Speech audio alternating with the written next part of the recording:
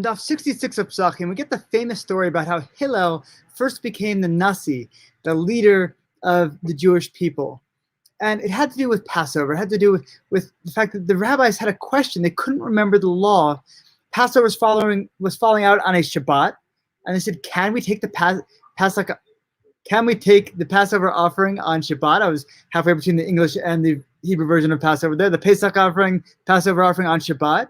And they weren't sure. Could they do it? Could they not do it? And somebody said, this guy, Hillel, just came up from Babylon, and he had studied under the two great sages of the past generation, Shemaiah and Avtal, so he's going to know the answer.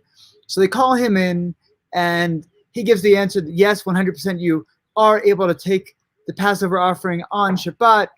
And then he gives them a bit of tochacha. He kind of rubs it in, says, you had to come ask me because you didn't give sufficient honor to the teachings of the two great sages, Shemaiah and Avtal.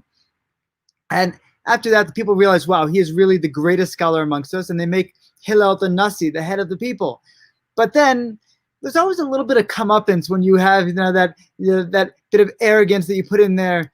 And later on, they had another question. People said, well, wait a second. What if how do people going to bring their knives to do the slaughtering on Shabbat? Those who planned ahead had already brought their knives and left them there before Shabbat. But those who hadn't planned ahead, they might have brought the knives to do the slaughtering. What's the rule about that? They're going to be carrying their knives on Shabbat. And Hillel says, you know what? I learned this.